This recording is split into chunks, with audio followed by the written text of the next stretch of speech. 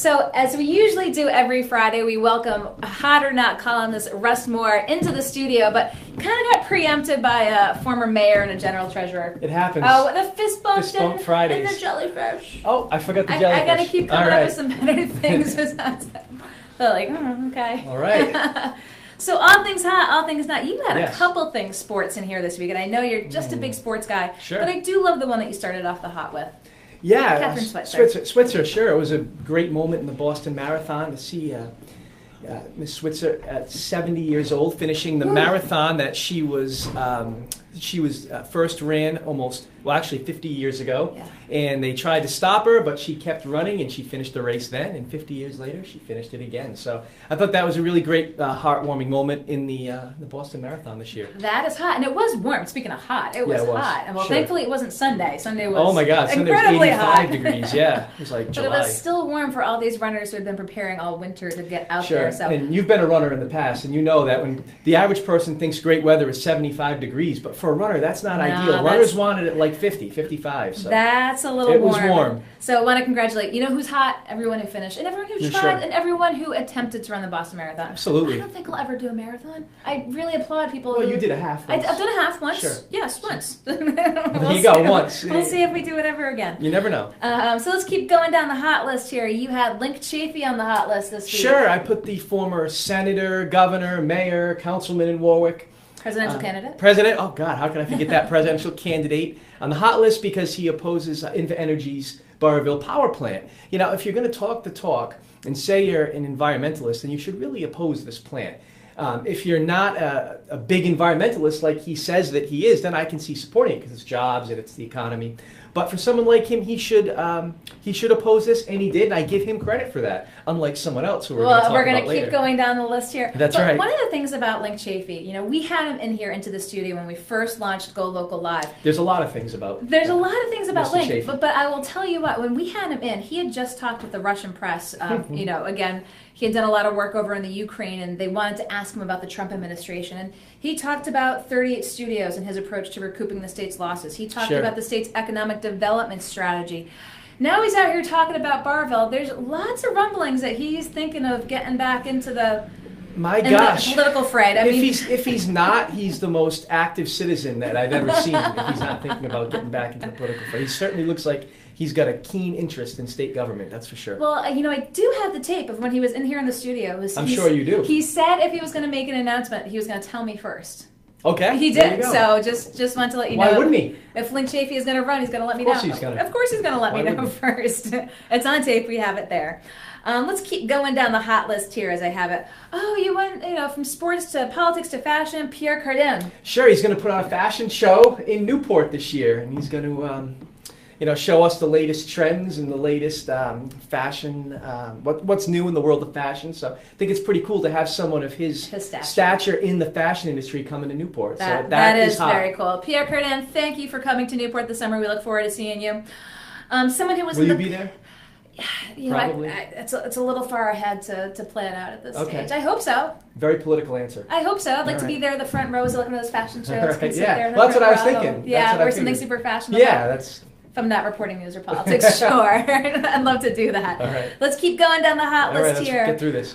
You had someone who was in the studio here yesterday, Eric Creamer and Mothers Against Drug Driving. Absolutely, yeah. Pointing out a lot of things that they're doing and a lot of partners in the community that are addressing the problem and finding solutions. And a lot of technological things that can be done in the future to prohibit or prevent drunk driving and save so many lives. And I'm really supportive of that. I don't think anyone who's been consuming alcohol should be on the road. You know, I think that's obviously very noble work that he's doing. So I wanted to give him a shout out. So I put him hot. Very hot. And one of the things he mentioned, again, the proliferation of Lyft and Uber and just opportunities to be able to get rides home. There's no reason. Just great to keep, visiting the issue. It's been around for years, but the issue doesn't go away. And I think to continue to revisit it, give a shout out to Molly O'Brien for having him in the studio to talk about it. So certainly someone in an organization we want to put on the hot list. That's true. Speaking of sports, this is great. Team Airstrike, the Aquidneck Island Robot Club, Yeah, the Robot Club. I thought that was really cool that they got like 8 out of 196 New England teams. I was going to say 200. I was going to give them a little more. I was going to say 200 teams. I was going to round it up. I think that's awesome, and they're going to compete in the world competition, and they're going to travel to Missouri, I believe, to do so. I'm looking at it here. Yes. Yeah, so I think that's great, and we're always talking about how we need to get our young people involved in the science industries and the technology industries. Well, here we go, right there. Here we are in this area. Got students going from Rhode Island to the national, the World Championship, and not just now. That's what I mean. It's the World Championship, and it's made up of it's a club, so it's made up of 24 students from 10 high schools. 10 different high schools across the southeastern Massachusetts and Rhode Island area. So I think that's awesome. It's great to give a shout out. A lot of credit to go around. Yes, when you want to encourage kids to get involved with academics, this is a great way to do so in a team-based environment. And they're winning. We like winning, so that's great. Congratulations. Just like to the president. We like winning. We like winning. We're like Trump. On the hot list, Tucker Carlson taking over for Bill O'Reilly. Well, I thought it was a good thing that Mr. O'Reilly had to leave, as I had put him on the not hot list. Was it a week ago or 2 weeks ago? So it seems as if the executives at Fox News read the not hot list and they booted him, and they put Tucker Carlson in the position. He's got big shoes to fill. Yes. He's a conservative stalwart. He likes to wear bow ties, so I mean that should help. Do you have any bow ties? No, you'll never catch me in a bow tie. Never catch Russ Moore in a bow tie. You heard it here. No, unless I'm in like a wedding party and the bride demands that I do it. That's the only way you're ever going to get me in a bow tie. But listen, I think Tucker Carlson can do well in the position. I was a little bit surprised that they didn't put Jesse Waters in the position, because I feel like he would bring a lot of humor into it, and that would add a different dynamic. So if Tucker doesn't succeed, expect to see a change to Mr. Waters. That's a prediction. Okay. Right here. You heard it here first. If Tucker doesn't succeed, who could be his successor? Jesse Waters. A lot of talk this week about Bill O'Reilly's $25 million sort of golden parachute, so to speak. He made a lot of money for that network. So I mean, he did wrong and he was fired and he was handed a golden parachute, but he made them a lot of money. We talked last week or 2 weeks ago about someone else who got fired and got a golden parachute on the way out here in Providence, but we're not going to go there again. Russ, the staunch capitalist, who I believe was accused of being a communist at one point. Yeah, I was a communist this week. If you read my communist, column, capitalist. I'm everything. You never know where I'm going to come from. That's why you got to keep an eye on me. You have to keep an eye on Russ. That's right. Just went through the hot list, so let's get through the not list. You have had the governor on the hot list for a number of weeks recently, but you put her on the not hot list this week, particularly for DCYF. Sure, kind of equilibrium has set in yet again. And Go Local had a very interesting report, I believe it was Monday, that there have been 10 deaths of infants over the last year and a half or 16 months. And I think that's awful. And then you look at the fact that DCYF has left about 110 positions that are funded unfilled. I think the governor needs to take a serious look at her priorities and fund something like DCYF, because there's no bigger priority for government than to protect the weak and those who can't protect themselves. And there's no greater example of that than these babies. So I feel like it's time for Governor Raimondo to get her priorities straight and straighten this situation out, because there's nothing more important, really. And I do want to say, earlier this week we had Representative Patricia Serpa, who's the chair of the House Oversight Committee. Very aggressive. She came in, again, very aggressive. She as she should be. She doesn't mince words. They had DCYF up there. And she's been on that hot list many times for that. She was talking about the presentation they gave of saying that they had cost savings and lower placements and things of that nature. But she called it window dressing. She said, if that's all well and good, but if you have 10 infant deaths over the course of 26 months, that's not acceptable. No, that's not acceptable. So she brought the outrage to the Go Local studio, that's for sure. And I'll tell you, this is not an issue that's going to go away, not from Go Local's coverage, and certainly if she's at the helm up there, she's certainly not going to let it go anywhere either. And good for Representative Serpa. So want to just make that mention. Sure. So going down the not hot list here, Blue Cross.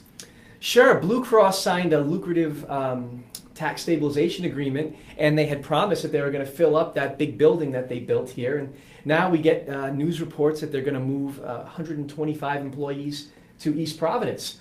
So that's a little disappointing, and I saw the council president was very aggressive in his criticism of the move. And as any Providence resident or any state resident of the state of Rhode Island, how can you not be disappointed to see that agreement was given to create jobs here in Providence? And it doesn't look like Blue Cross is holding up their end of the bargain, so therefore I had to throw the CEO, Ms. Keck, on the not hot list. You called her out specifically. No, Absolutely. one of the things that we had as Go Local had broken the story again about Blue Cross moving the jobs to East Providence, had come to find out the TSA was actually under an umbrella organization of which Blue Cross actually sort of fell under the guise of. Sure. And so I talked with Council President Aponte. Now, again, this is a tax stabilization agreement that was done, back in 2007. So, but the fact of the matter is, they did come before the council. They did talk about the need to have this building, that they were going to fill so many floors, have so many jobs, have so much economic development. And it was funny when we had former Mayor Joe Paolino in here. He has been very outspoken about this, again, what he has to pay here for real estate downtown versus what they get, and then they turn around and move jobs out. He came in, he thought we were going to talk about Blue Cross. We were talking about his mother's walk. Sure, yes, to honor her. Good call, a good thing. It's the Project AIDS Rhode Island walk. She's getting an award. She was actually instrumental in the very first one, and had Joe do it when he was mayor back in the 80s. Yes. Right. So we'll talk about him a little bit further with Blue Cross. So you put it on the not hot list. I'm just going to hit a couple here more. Again, would it be a sports list? More for more. More for more. It might be a new column.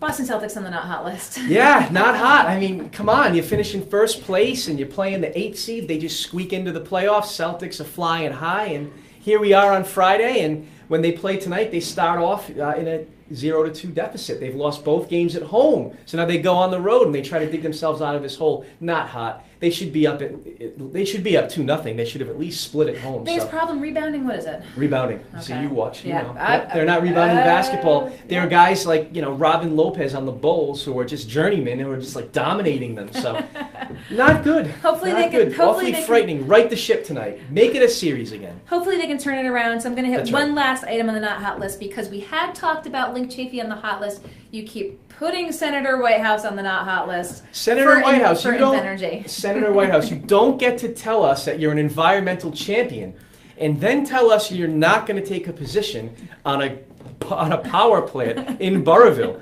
Furthermore, you don't say, well, my advocacy is better suited for the Senate. Wait, what is that? At the national level, it only works. It doesn't work on the statewide level. I mean, come on. I mean, I like Senator Whitehouse. He's a good guy. He's a personable guy. He's effective. But I just can't get over this. I mean, this is the biggest example of fence sitting that I have ever seen in politics. And I've been following this stuff for 15 years. I'm surprised this isn't getting more talked about than it really is. Because he's given speech after speech after speech on the floor about climate change. And whether you agree with whether you agree that climate change is the threat that he says it is another story. But you don't get to say that you're a vociferous opponent of climate change and then not take a position on the Inva Energy power plant.